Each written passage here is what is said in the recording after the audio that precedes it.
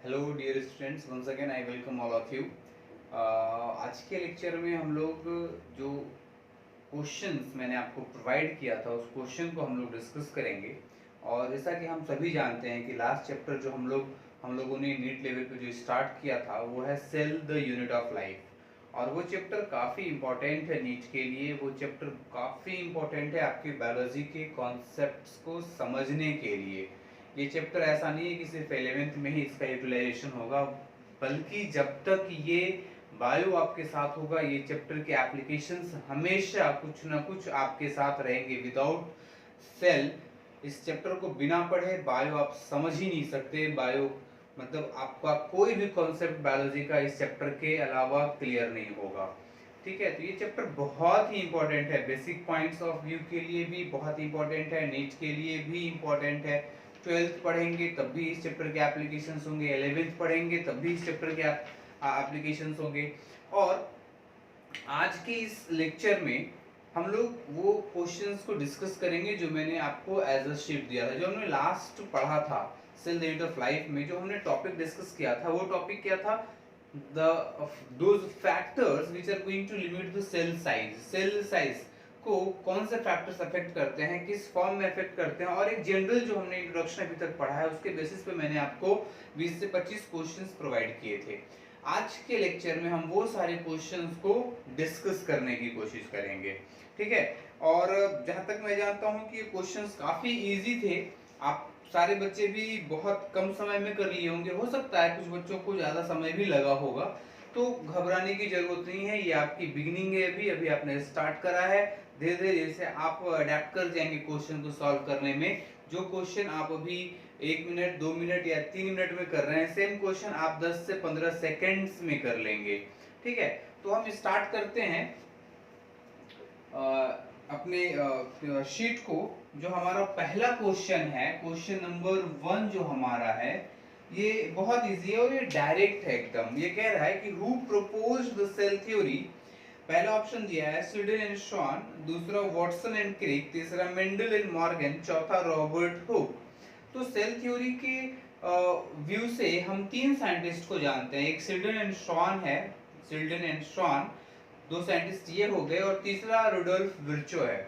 तो Rudolf Virchow को बाद में उन्होंने बताया था कि जो सेल्स थे वो जो नए सेल्स बनेंगे वो प्री एग्जिस्टिंग सेल से ही बनेंगे, ओमनिस सेलुलाए सेलुला। तो जो सेल थ्योरी की जो बात होती है इसमें कहीं भी हमारे ऑप्शंस में रुडोल्फ विर्चो का कोई जिक्र नहीं है। तो इट इज वेरी इजी कि हम स्वीडन और श्वान को यहाँ पे सिलेक्ट कर सकते हैं। So who proposed the cell theory, इसके लिए अपना ऑप्शन 1 होगा जो है Schleiden and Schwann. Schleiden and Schwann, ये हमारा क्वेश्चन नंबर 1 का आंसर हो गया। अब जो दूसरा है question number 2, which of the following is the exception of cell theory. Cell theory को लेकर के कौन एक्सेप्शन है?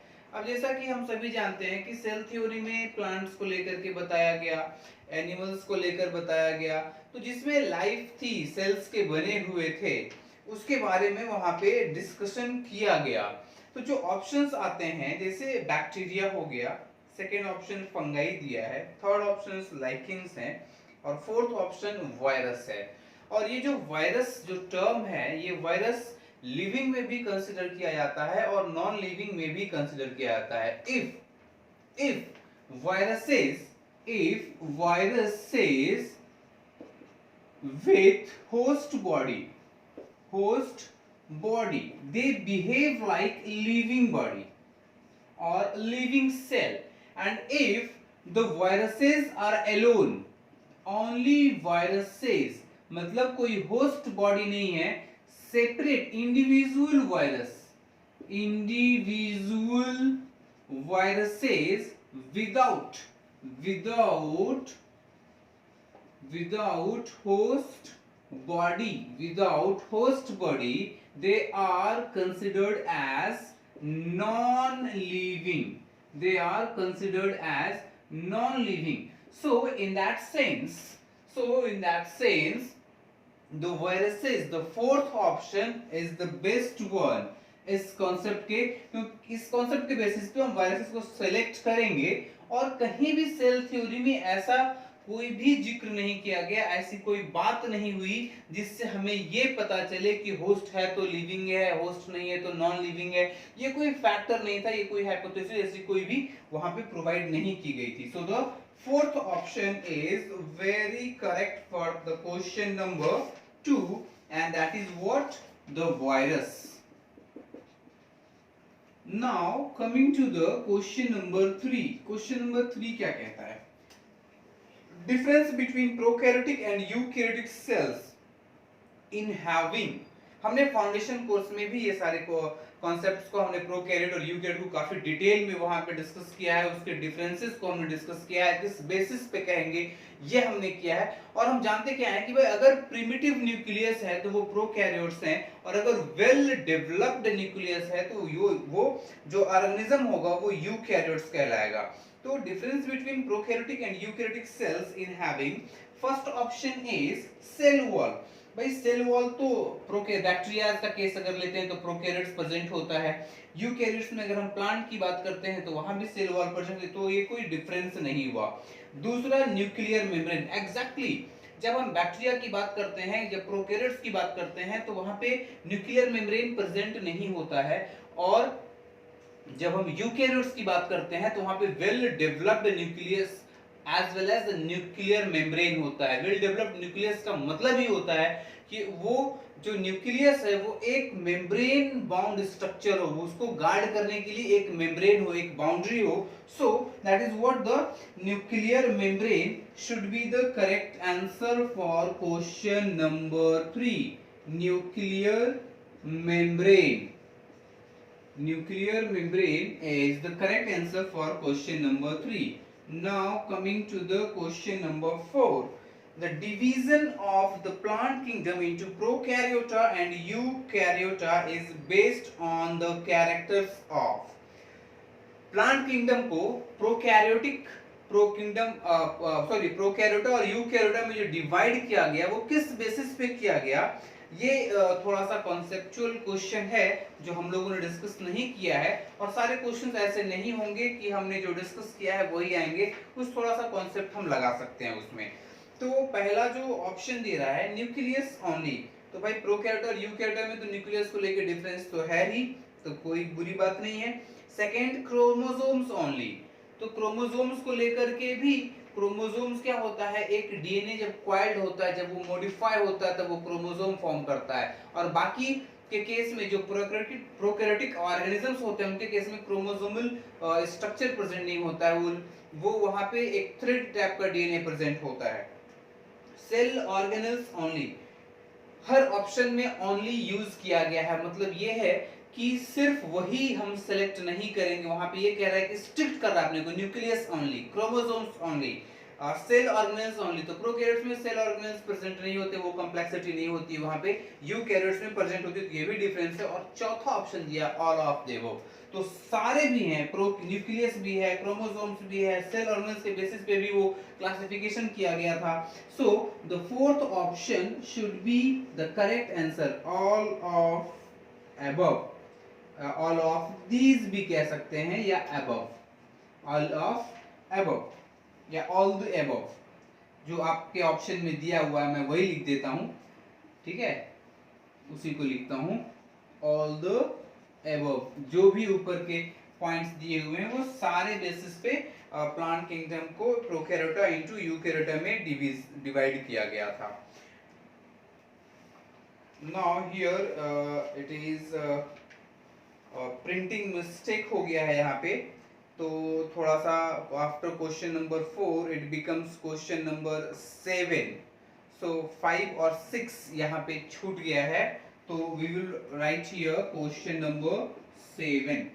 क्वेश्चन नंबर 7 क्या कहता है, टी श्वान एंड एम स्वीडेन वेयर, जो श्वान और स्वीडन वो थे, क्या थे भाई, they are Dutch biologist, English biologist, Austrian biologist और जर्मन बायोलॉजिस्ट। तो मैंने आपको बताया था कि these two are German biologist, एक बॉटनिस्ट थे और एक जूलॉजिस्ट थे। So a very clear answer for question number 7 is, that is what, they are German biologists. They are German biologists. Now coming to question number 8. Question number 8 क्या कहता है? Who proposed the theory that cell arise from the pre-existing cell? ये बहुत ही प्यारा आ गया, यहाँ पे लिखा गया था भाई, omnis cellula a cellula। तो ये जो स्टेटमेंट था, ये स्टेटमेंट क्या कह रहा था कि जो the new cells will be formed from pre-existing cells, मतलब जो नए सेल्स जो फॉर्म होंगे वो पुराने सेल्स या पेरेंट सेल्स से ही फॉर्म होंगे। और ये रुडोल्फ विर्चो ने बताया था जब उन्होंने चैलेंज किया था स्टेलेनस्ट्रॉन को कि आपने हर चीज एक्सप्लेन किया लेकिन आपने ये नहीं बताया कि ये सेल्स फॉर्म कहाँ से हुए हैं, उनके फॉर्मेशन के लिए कौन रिस्पॉन्सिबल है। सो उसके बेसिस उन्होंने बताया था omnis cellulae cellula, omnis cellulae cellula जो इन्होंने बताया था, और इसका मतलब ही होता था कि cells are formed from pre existing, the new cells are formed from pre existing cells. So for that sake Virchow ही हम यूज करेंगे, बाकी कुछ भी रहे, लेकिन हमारा जो ऑप्शन यहाँ पे होगा B is correct, Virchow, Rudolf Virchow, Rudolf Virchow. Now coming to the question number 9, what it says, longest cell of plants is found in। ये एक जनरल नॉलेज का क्वेश्चन है, बायोलॉजी में भी कुछ जनरल नॉलेज होते हैं, उसके बेसिस पे आपको ये ध्यान रखना पड़ेगा। पहला है Victoria amazonica, it is not right, eucalyptus also not right, and Boehmeria nivea, this is what the longest cell of plant that is found in case of Bombyunivia, and the fourth option here is sequoia। तो ये correct answer नहीं होगा, the C should be the correct answer here, and that is what, Bombyria nivea।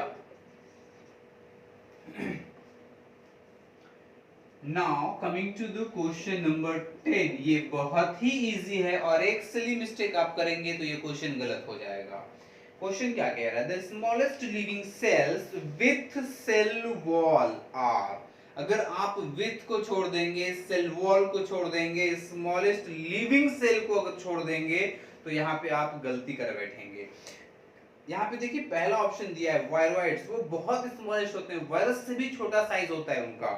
The second option is algae, third is bacteria, fourth is mycoplasma। अगर आप living cell को properly focus नहीं करते हैं तो आप ये क्वेश्चन गलत कर बैठेंगे, क्योंकि वायरोइड्स वायरस से भी छोटा है और लिविंग सेल की बात हो रही है जिसके पास सेल वॉल हो, वो सेल लिविंग होना चाहिए जिसके पास सेल वॉल हो। तो उस केस में यहाँ पे जो बैक्टीरिया है वो सबसे परफेक्ट आंसर होगा, क्योंकि एल्गी और माइकोप्लाज्मा इनसे बड़े हो जाएंगे। और तो ये जो अपना जो थर्ड ऑप्शन होगा that should be the correct answer, that is what, the bacteria. Bacteria is the smallest living cells with cell wall। ऐसे तो बच्चों यहाँ पे अगर हम माइकोप्लाज्मा की बात करें तो वो सबसे स्मॉलेस्ट होता है। जो माइकोप्लाज्मा की जो हम बात कर रहे हैं यहाँ पे ऑप्शन में दिया हुआ है माइकोप्लाज्मा, माइकोप्लाज्मा का जो केस है ये स्मॉलेस्ट सेल है, but it lacks cell wall. ये है smallest cell but lacking cell wall. इसके पास सेल वॉल प्रेजेंट नहीं होता है, ये स्मॉलेस्ट सेल तो है but it lacks cell wall.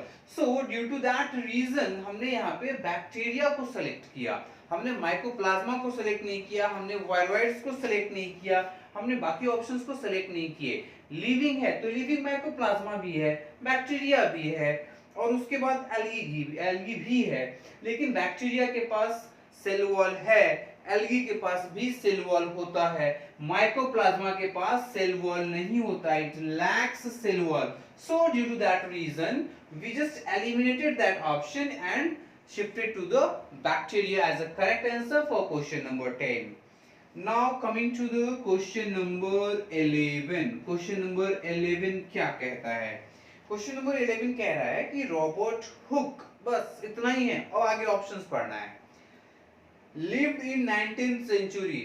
संभव ही नहीं है भाई, वो तो बहुत पहले 1600 सेंचुरी 18th सेंचुरी में ही वो सारा काम कर करके वो निपट गए थे, तो वो तो गलत हो गया. ऑब्जर्व्ड कॉर्क सेल, या एग्जैक्टली जो रॉबर्ट हुक थे उन्होंने कॉर्क सेल को सबसे पहले ऑब्जर्व किया था, और सेल का क्रेडिट भी उनके तरफ जाता है जो कि नॉन लिविंग था. कॉर्क सेल क्या होता है? They are non living. So आगे के ऑप्शंस अगर हम नहीं भी पढ़े तो कोई दिक्कत नहीं है, फिर भी पढ़ लेते हैं. सी ऑप्शन कह रहा है इन्वेंटेड लेंस. जी नहीं, उन्होंने माइक्रोस्कोप को बनाया था, कंस्ट्रक्टेड है माइक्रोस्कोप है. सही है भाई, लेकिन अब आगे ये इन्होंने तो क्या थोड़ा मॉडिफाई भी तो किया था ना, इन्होंने मॉडिफाई भी तो किया था, माइक्रोस्कोप बनाया था, ये बात सही थी, लेकिन जो सबसे पहला माइक्रोस्कोप था वो तो उन्होंने नहीं बनाया था ना, वो तो हमारे गैलीलियो साहब बनाए थे. तो ये लेकर के हम जो ऑप्शन सेलेक्ट करेंगे, observed cork cell, the B option, या B observed cork cell, the Robert Hooke observed cork cell. Now coming to the question number 12. Coming to the question number 12. ये क्वेश्चन नंबर 12 क्या कहता है? The branch which deals with the study of cell structure and function. The branch which deals with the study of cell structure and function is known as, हमें option देखने की जरूरत नहीं है, ये डायरेक्ट सीधा सा है, जिसे हम साइटोलॉजी कहते हैं. It is what called as cytology. अब आप आगे ऑप्शन देखते हैं, histology, ecology, morphology and cytology. So the correct answer here is the cytology. Cytology is the branch of science, और it is the branch which deals with the study of cell structure and function.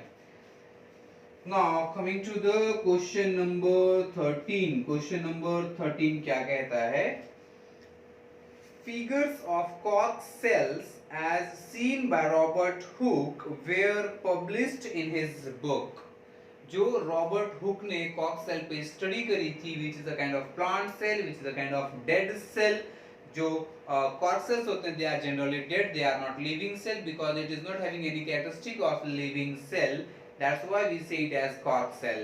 It cannot divide. Fine.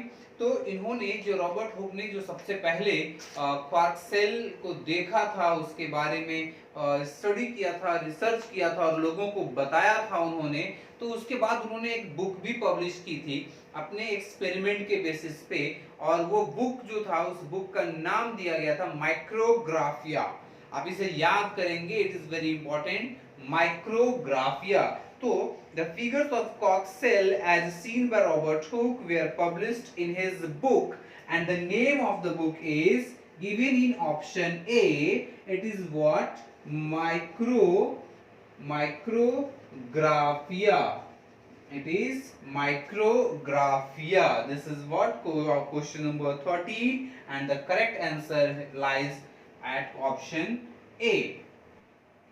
Now coming to question number 14. Question number 14 क्या कह रहा है? The word prokaryote means a cell.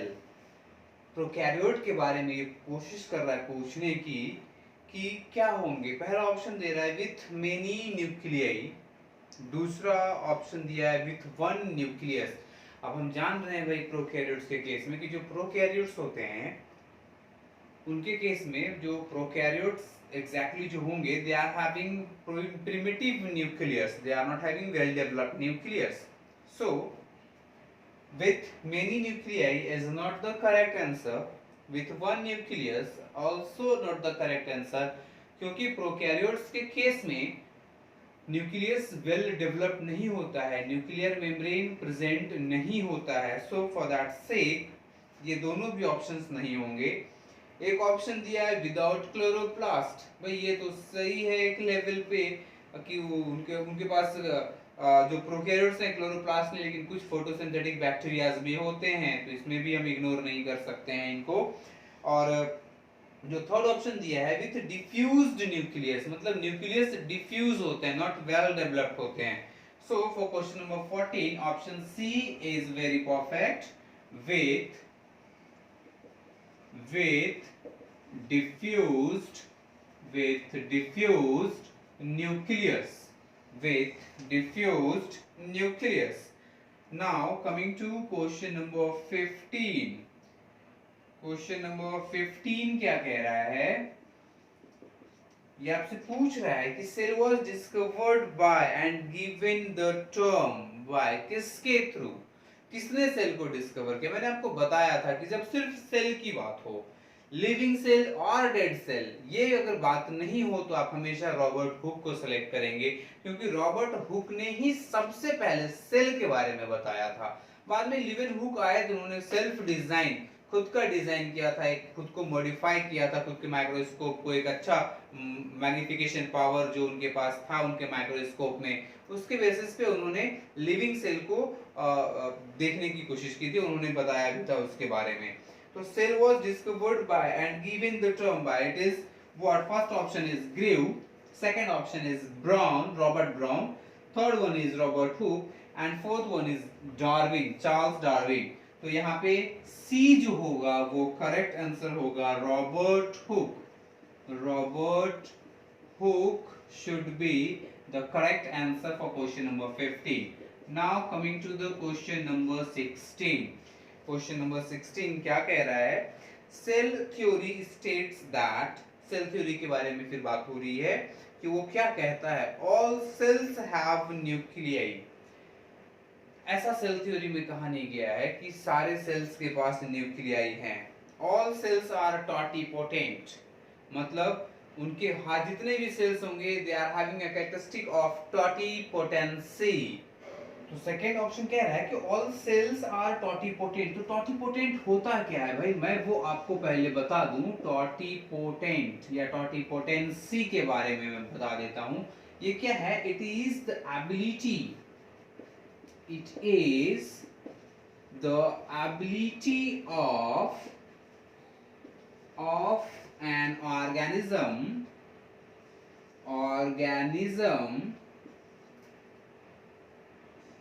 an organism by which it can differentiate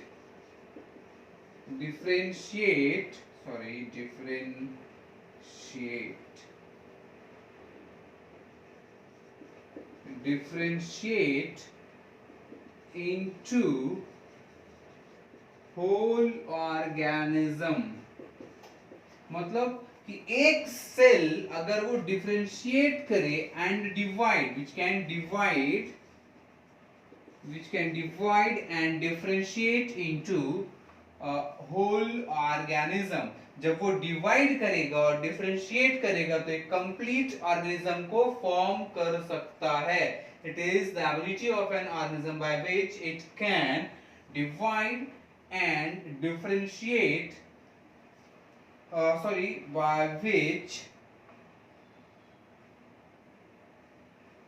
okay fine, no issues, आप लिख सकते हैं, it is an ability of an organism by which it can divide and differentiate, and यहां पे मैं change कर देता हूं, and forms whole organism, complete organism को वो फॉर्म कर सके। तो ऐसा भी इस केस में कहा नहीं गया था, जो बातें हुई थी सेल थ्योरी को लेकर के, वहां टॉटिपोटेंसी को लेकर के कोई बातें नहीं हुई थी। थर्ड ऑप्शन कहता है cells reproduce by mitosis, cells जो है माइटोसिस से तो रिप्रोड्यूस होते हैं, ऐसी भी कोई बात नहीं हुई थी। फोर्थ ऑप्शन, अब तीन नहीं है तो फोर्थ तो हो ही जाएगा, लेकिन फिर भी देख लेते हैं क्या है। Cells are the basic structural units of living beings. Exactly, the fourth option should be correct. In case of question number 16, cells are the basic cells are the basic structural units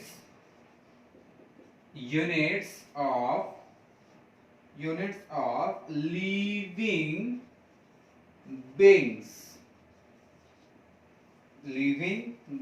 Now coming to the question number 17. Question number 17 क्या कहता है? The main difference between plant and animal cell is. Main difference क्या है एक plant और animal cell में? तो हम जानते हैं भाई कि उनके पास सेल वॉल नहीं होता है। एनिमल्स के केस में सेल वॉल प्रेजेंट नहीं होते हैं और प्लांट के केस में सेल वॉल प्रेजेंट होता है। तो पहला ऑप्शन क्या कह रहा है कि animal cell lacks cell wall. भाई ये तो सही कह रहा है। आगे के ऑप्शंस को देख लेते हैं। Plant cell has no cell wall, ये गलत हो गया।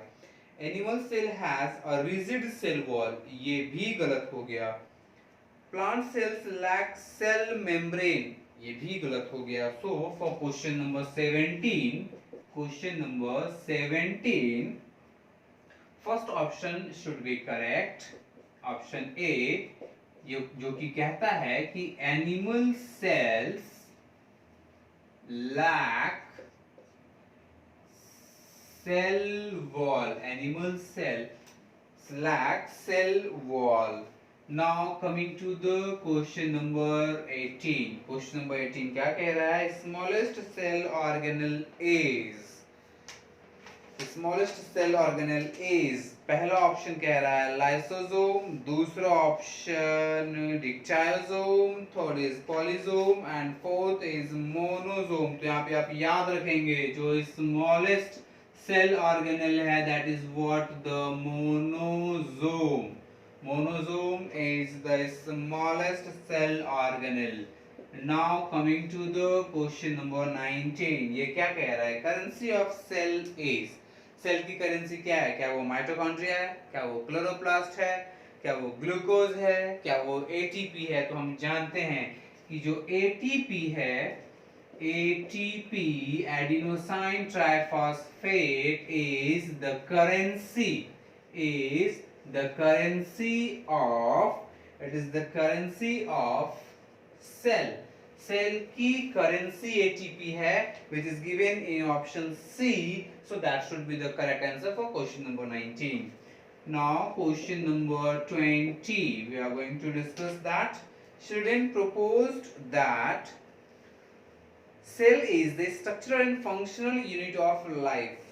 His idea was जो उन्होंने बताया था श्लीडेन ने कि सेल क्या है, structural and functional unit of life है, तो हिज आइडिया वाज क्या है? वो क्या था भाई? पहला कह रहा है assumption था क्या, दूसरा जनरलाइजेशन था, तीसरा हाइपोथेसिस था और चौथा ऑब्जर्वेशन। एक अज्यूम कर लेना, हमने अज्यूम कर लिया, दैट इज व्हाट assumption। एक जनरलाइज्ड टर्म हमने प्रोवाइड कर, जनरलाइजेशन। हाइपोथेसिस देना कि भाई एक सिद्धांत देना, ठीक है। और चौथा है ऑब्जर्वेशन, उन्होंने कोई ऑब्जर्वेशन नहीं करा था, वो ऑब्जर्वेशन नहीं कहलाएगा। So for that question number 20 C should be the correct answer, that is what? Hypothesis. Now question number 21 क्या कह रहा है? Prokaryotic cell does not have, prokaryotic cell के पास चार ऑप्शंस में से क्या नहीं है? पहला ऑप्शन कह रहा है न्यूक्लियोलस, एग्जैक्टली उनके केस में न्यूक्लियोलस प्रेजेंट नहीं होता है। दूसरा कह रहा है मेम्ब्रेन बाउंड सेल ऑर्गेनल्स, जी हाँ उनके पास कोई भी मेम्ब्रेन बाउंड सेल ऑर्गेनल्स भी नहीं होते हैं। Centrioles, exactly it is also absent in case of prokaryotic cell. And the fourth option is all of these. जब तीन सही है मतलब ऑल ऑफ दीज तो यहाँ पे रहेगा ही। So for question number 21, the D option, which is all of these, is the correct answer. Now coming to the last question, question number 21. Question number 21 क्या कह रहा है? Generally the smaller cell, जो छोटे cells होंगे उनके case में क्या होगा? They have the larger nucleus. The larger the nucleus, गलत हो गया। स्मॉलर न्यूक्लियस, ये भी गलत है। It will be more metabolically active.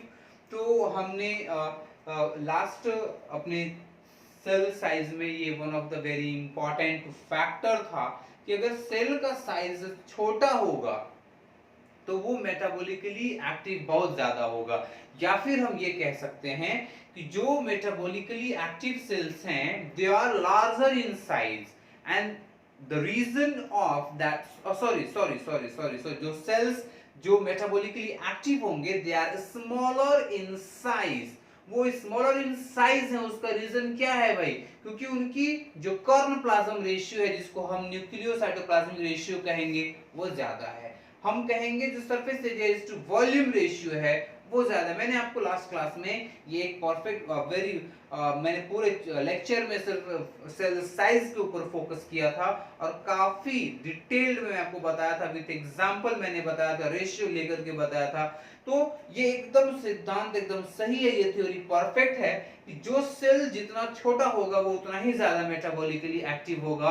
अगर आपको थोड़ा इसमें कुछ इश्यूज होंगे तो आप लास्ट लेक्चर को एक बार फिर से रिवाइज कर लेंगे, एंड आई प्रॉमिस यू कि आपको वो 100% समझ में आएगा अगर आप उसको अच्छे से फोकस करके स्टडी करेंगे। तो यहाँ पे सीधे थर्ड ऑप्शन डायरेक्ट लिखा हुआ है, it will be more metabolically active. So for question number 20, the C option is correct, and that is what?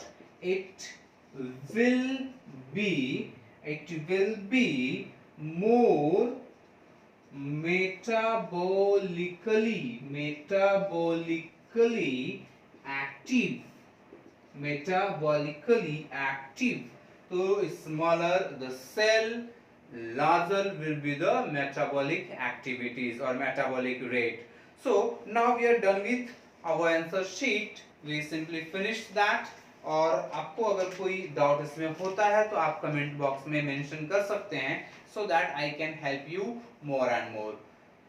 So in next class we are going to discuss the further topics. Till now, be safe, stay at home, and always try to study more and more. Thank you very much.